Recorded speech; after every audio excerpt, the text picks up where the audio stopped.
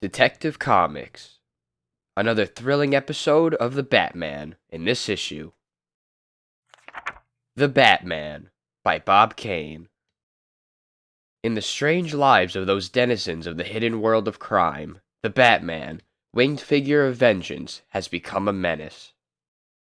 Less than a week ago, the Batman saw his sworn enemy, the grim Dr. Death, burn to ashes in a fire that wrecked an entire house.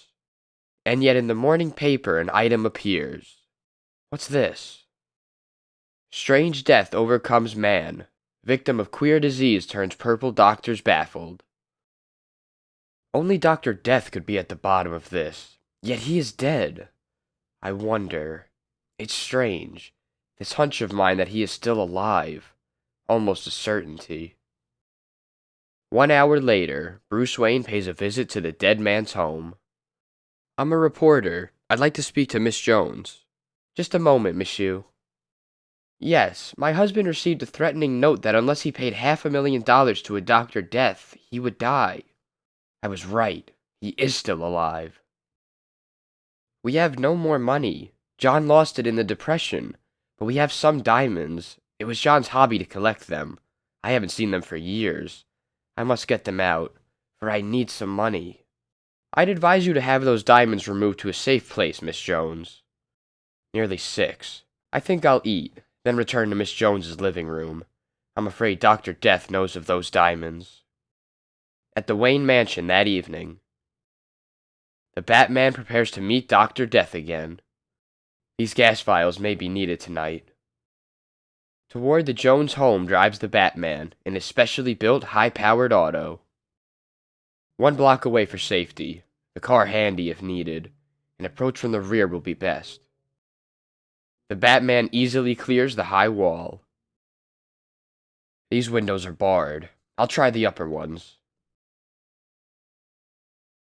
That was easy. Now for those diamonds.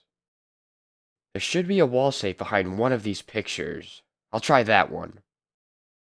Well, here it is. Now let's see. 13, 24, 5. Meanwhile, Dr. Death still lives. That Batman, he brought me to this. Only by a secret door did I escape from that fire. And now, Michael, I need funds to re-establish myself. That fool Jones was nearer bankruptcy than I suspected. But his widow has a fortune in diamonds about their house. Break in tonight and get them. Bring them to herd the fence in the Bowery. The Batman seeks to stall Dr. Death. Those diamonds are as good as in my hands now. A muffled footfall reaches the Batman. What a break. Safe's open. One of Dr. Death's Cossacks, such as Jabba. I'll follow him to Dr. Death. While on the floor above, dear me, I can't sleep. Perhaps a glass of hot milk would help me. Oh, a light? Who? Oh, he! The Batman acts with the speed of thought. He needs these to lead me where he's going. This seems foolish, but I've got to find Dr. Death. The only way I can follow his Cossack is by giving him the jewels he came after. Just fainted.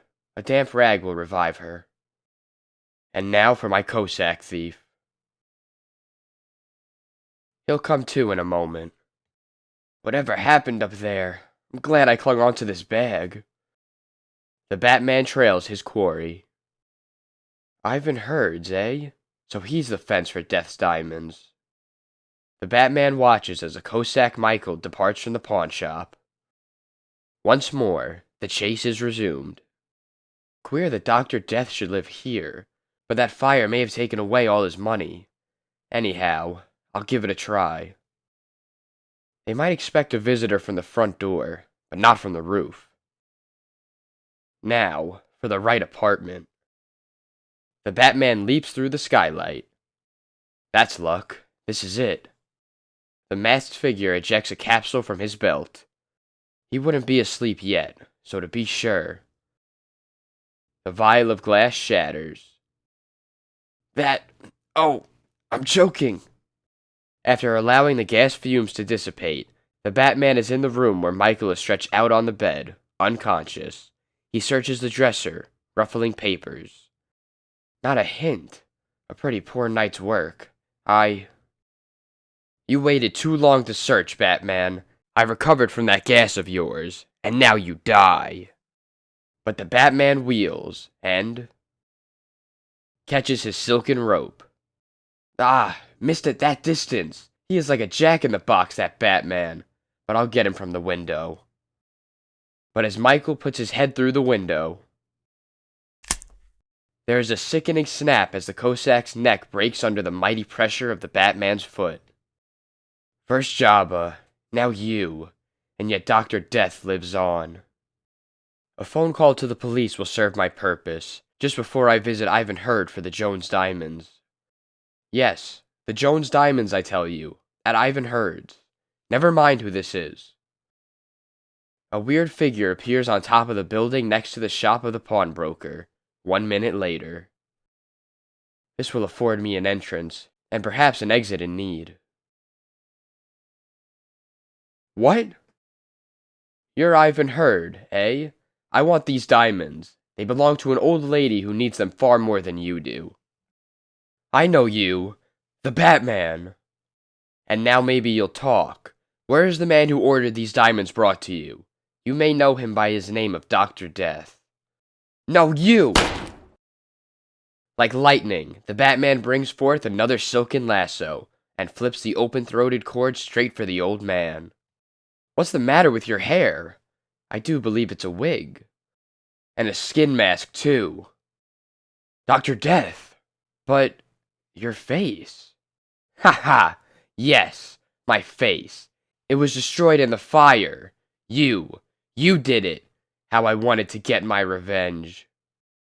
The Batman departs, leaving the bound form of Dr. Death as the police arrive. There he is, and the jewels. But what is that card on the table? Meet Dr. Death and his diamonds. They belong to Miss Jones. See that she gets them, with the compliments of the Batman.